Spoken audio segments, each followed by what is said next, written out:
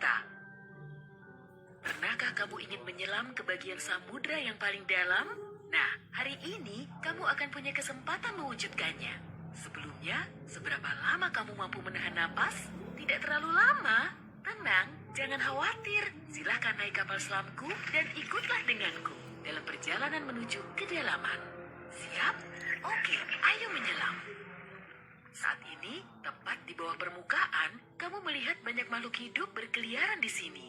Banyak sekali ikan dan hewan laut, serta halo, orang-orang yang sedang berenang melambaikan tangan ke kita. Tapi kita tak akan berlama-lama di sini. Dadah! Pada kedalaman 20 meter, ada dunia baru yang terbuka di depan matamu. Terumbu karang dangkal tumbuh dengan indah tidak jauh dari pantai. Dan hei, kita bertemu banyak orang lagi di sini. Tapi kali ini, mereka adalah penyelam scuba. Tanpa peralatan khusus ini, tekanan air di kedalaman ini tidak ramah bagi penyelam biasa. 40 meter adalah kedalaman tempat kita berpamitan, bahkan kepada penyelam rekreasi. Ini adalah batas maksimum yang diizinkan untuk mereka. Selamat bersenang-senang, teman-teman. 60 meter. Dan kita bertemu orka pertama. Paus ini mendiami perairan yang relatif dangkal di hampir semua laut dan samudra di dunia. Tahukah kamu bahwa orka adalah predator puncak? Artinya, orka tidak punya musuh alami dan tidak ada yang bisa mengalahkannya. Pada kedalaman 70 meter, kita bertemu dengan hiu paus, spesies ikan terbesar yang diketahui dunia dengan berat mencapai 60 ton. Umurnya pun lumayan panjang, semoga panjang umur selalu ya. Hiu paus bisa hidup sampai sekitar 130 tahun. Sekarang, lihatlah keluar. Jika kamu melihat penyelam scuba, artinya dia adalah seorang profesional. Karena pada kedalaman 100 meter, mereka harus sangat berhati-hati agar tidak terkena penyakit dekompresi. Penyakit ini terjadi jika kamu naik terlalu cepat ke permukaan. Dan jika beruntung, kamu juga bisa melihat gurita Pasifik raksasa. Dia tinggal di perairan dingin mulai sedalam ini dan sampai kedalaman 2000 meter. Sekarang, kita memasuki bagian samudra yang gelap. Pada kedalaman 150 meter, hanya 1% cahaya dari permukaan yang sampai ke sini. Sisanya diserap oleh air. Segala sesuatu yang lebih dalam dari sini akan menjadi semakin gelap. Hei, lihat! Pada kedalaman 200 meter, ada orfish raksasa yang mengitari kapal selam kita. Makhluk ini diyakini sebagai penyebab dari semua penampakan ular laut. Dan banyak yang salah kaprah. Terkadang, mereka berenang ke permukaan dan menakuti para pelaut dan perenang. Tidak heran, panjang ikan ini bisa sampai 11 meter. Pastinya cukup untuk membuat bulu kuduku berdiri. Oke, sekarang kita berada di kedalaman 300 meter. Dan sebentar, makhluk besar apa yang ada di luar sana itu? Oh, aku tahu, itu kepiting laba-laba Jepang. Kamu bingung kenapa laba-laba? Tuh, lihat saja kaki mereka. Dan jawabannya akan datang kepadamu tanpa butuh petunjuk lain. Omong-omong, kaki-kaki ini juga yang mendominasi ukuran makhluk ini. Tubuh kepiting seperti ini biasanya hanya selebar setengah meter. Mari masuk lebih dalam. Dan di kedalaman 500 meter, kamu akan melihat paus biru terakhir.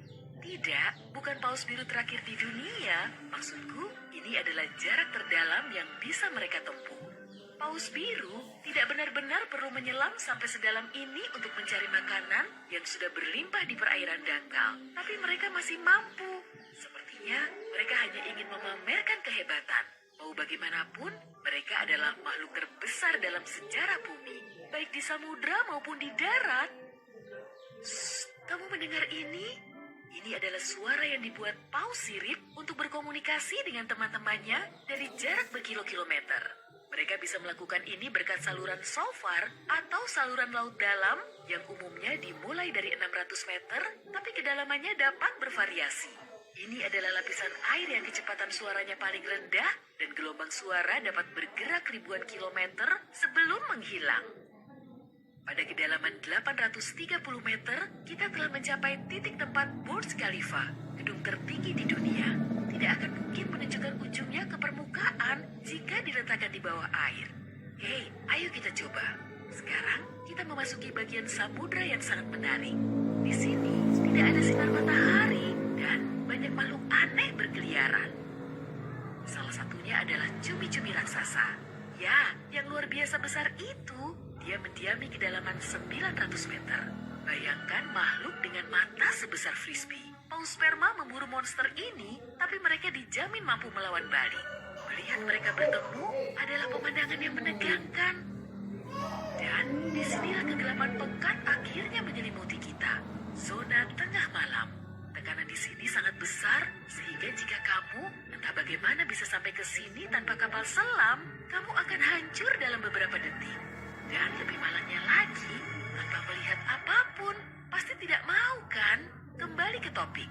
Di kedalaman 1100 meter terdapat Mata Barat, salah satu gunung berapi samudra terdalam di dunia. Letusan terakhirnya terjadi pada tahun 2009 dan bahkan direkam oleh kendaraan yang dioperasikan dari jarak jauh. Di kedalaman 1280 meter, kita melihat hiu putih besar yang ganas. Predator ulung ini adalah jagoan di kedalaman ini. Penglihatan mereka agak buruk dan mereka bergerak menggunakan indera penciuman. Jadi, mereka sama sekali tidak membutuhkan sinar matahari untuk memburu mangsa. Aku tidak melihatmu, tapi tetap akan memakanmu. Selain itu, penyu belimbing, penyu terbesar di dunia, menyelam di kedalaman yang sama. Apa mereka sengaja menyelam sampai sini untuk bermain dengan hiu putih besar? Wah, lihat jala-jala besar itu. Kita sekarang berada di kedalaman 1500 meter, tempat metode penangkapan ikan bernama menangkap semua digunakan. Jala di sini akan diseret di sepanjang dasar samudra, menangkap apa saja yang kurang beruntung di sana. Mengenai seberapa merugikannya metode ini bagi kehidupan samudra, biar kamu sendiri yang menilai. Pada kedalaman 1830 meter, jika berada di Grand Canyon, kita akan duduk di titik terendah dan terdalamnya. Bayangkan semua curug di sana terisi penuh oleh air, maka seperti itulah pemandangan di sini. Nah, jika kita benar-benar berhati-hati, pada kedalaman 2000 meter, kita akan melihat ikan naga hitam. Makhluk yang bagaikan muncul dari mimpi buruk ini tinggal di bagian samudra yang dalam dan gelap.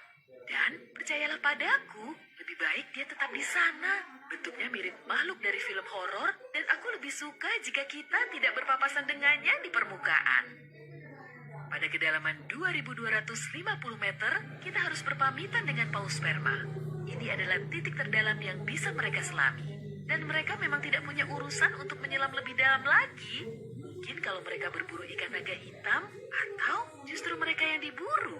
Mustahil, perbedaan ukuran mereka terlalu besar. Panjang paus sperma bisa mencapai 19 meter, yang menjadikannya paus bergigi terbesar di dunia. Tidak banyak makhluk laut bisa melawannya. Semoga kapal selam kita punya lampu sorot yang kuat ya. Karena tanpanya, kita tidak akan bisa melihat keindahan terumbu karang samudra dalam yang super indah di kedalaman 3000 meter. Terumbu karang ini dapat ditemukan di setiap samudra dan sayangnya tidak bisa dilihat tanpa peralatan khusus untuk menyelam di samudra dalam.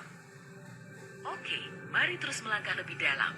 Dan di kedalaman 3700 meter, kita mencapai kedalaman rata-rata samudra dunia. Mulai sekarang, perjalanan menuju kedalaman yang sebenarnya dimulai. Dasar samudra rata-rata telah kita lewati, jadi sekarang saatnya menyelami celah terdalam. Pada kedalaman 4.500 meter, monster dari mimpi buruk terburukmu muncul di sini. Anglerfish misalnya, akan membuat siapapun bergidik ngeri. Giginya yang panjang dan bengkok, serta antena di kepalanya untuk memikat mangsa, sudah cukup untuk menimbulkan rasa takut, bahkan di hati orang-orang yang paling berani. Tapi yang lebih mengerikan, mungkin adalah makhluk yang disebut swallower hitam. Itu adalah monster mirip belut yang memiliki perut super elastis dan mampu menelan mangsa yang ukurannya 2 kali lipat. Lihatlah ke bawah, dan kamu akan melihat bangkai kapal terdalam yang pernah ditemukan. SS Rio Grande di Atlantik Selatan yang tenggelam pada tahun 1941 dan mencapai kedalaman 5.760 meter. Tidak heran, kapal ini baru ditemukan 55 tahun kemudian.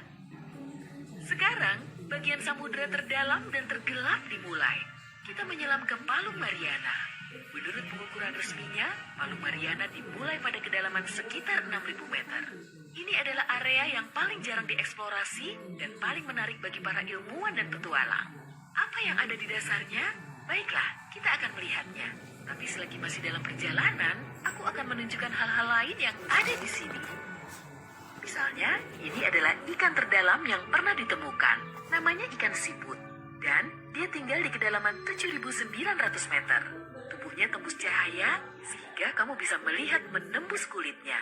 Ya, untungnya kita tidak mematikan lampu. Bentuk makhluk mungil ini ternyata sangat imut bagi makhluk yang mampu menahan tekanan sekuat ini.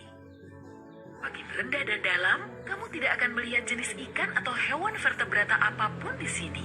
Tekanannya terlalu besar untuk makhluk-makhluk tadi. Tapi ada udang dan invertebrata lainnya. Belum lagi mikrob yang dapat hidup bahkan di bagian terdalam samudra. Dan bagian terdalam itu adalah kedalaman Challenger. Ini adalah bagian bawah Palu Mariana dan kedalamannya 10.927 meter.